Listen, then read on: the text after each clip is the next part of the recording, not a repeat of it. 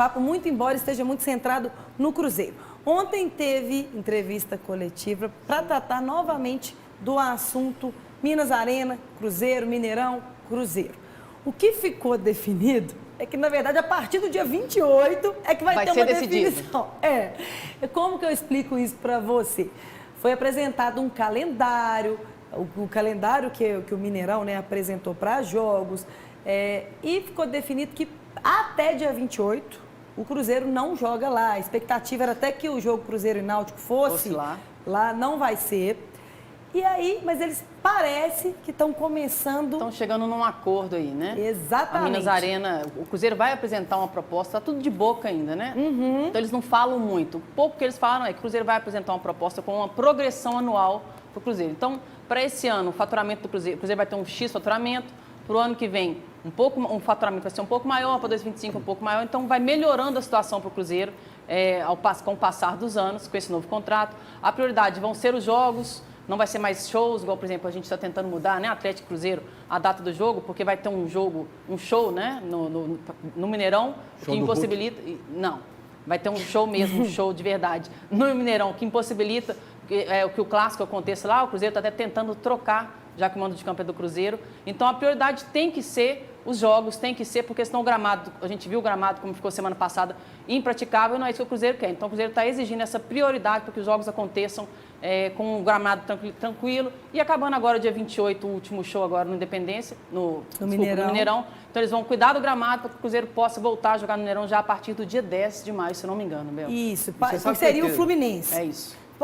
Só um parênteses que nós vamos chamar daqui a pouquinho, fazer a matéria. E, paralelamente a essa situação, tem um pedido de assinaturas aí, o recolhimento de assinaturas para abrir uma CPI que vai investigar aqui na Assembleia Legislativa de Minas Gerais, se essa CPI se destinaria a investigar o contrato da Minas Arena com o governo, para tratar desse assunto.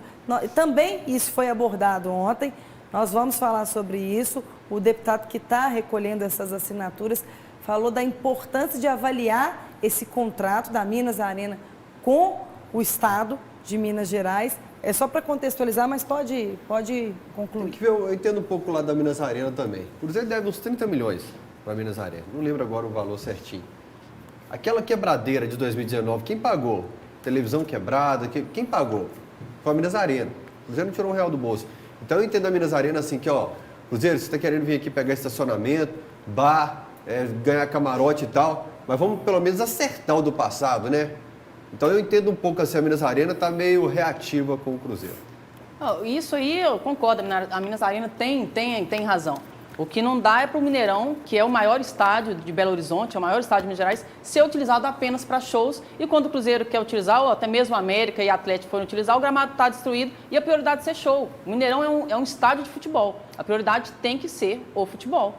Então vamos ouvir e complementar aí como vai ficar esse calendário Cruzeiro Mineirão e também quais são os avanços para a análise, a investigação desse contrato da Minas Arena com o governo do Estado. Na verdade, a gente continua na regra do contrato, né? Então, essa flexibilização ela precisa de uma aprovação jurídica maior. Controladoria, Tribunal de Contas, né? O Estado tem que colocar a máquina pública para entender se não estamos aqui cometendo alguma improbidade administrativa, uma vez que estamos falando de uma PPP. Para esse ano, nós contabilizamos desde o início do ano até o final do ano 67 datas de futebol disponibilizadas. Algumas delas não foram utilizadas pelos clubes, como, por exemplo, o clássico que aconteceu na Independência, o Mineirão estava disponível. O evento que aconteceu em Cariacica, em outros estádios, o Mineirão também estava disponível. Então, contempla aí ao longo do ano essas mais de 60 datas disponíveis todos os anos. Essa sempre foi a nossa missão. Raramente o Mineirão tem que tirar um clube para jogar numa outra arena, porque nós sempre trabalhamos historicamente nos últimos 10 anos para compatibilizar essas agendas.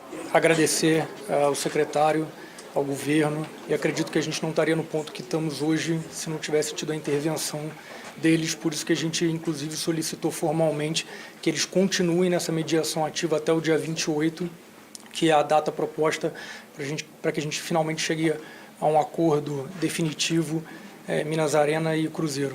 É bom ressaltar que na data de hoje não temos ainda um acordo final, então houve avanços, mas ainda tem temas a serem discutidos, ainda tem questões a serem analisadas e estamos confiantes que isso vai acontecer na próxima semana, né? Eu acho que seria um símbolo da nossa ineficiência a gente não conseguir jogar o clássico Cruzeiro e Atlético dentro do estado de Minas Gerais. Então, no que depender do Cruzeiro, a gente vai fazer um esforço tremendo para que o jogo seja aqui, inclusive com solicitação de mudança de data para a CBF. A gente vem questionando esse contrato há um bom tempo. Estamos, inclusive, chamando outros entes para participarem dessa discussão, porque eu entendo que nós precisamos também rediscutir esse contrato.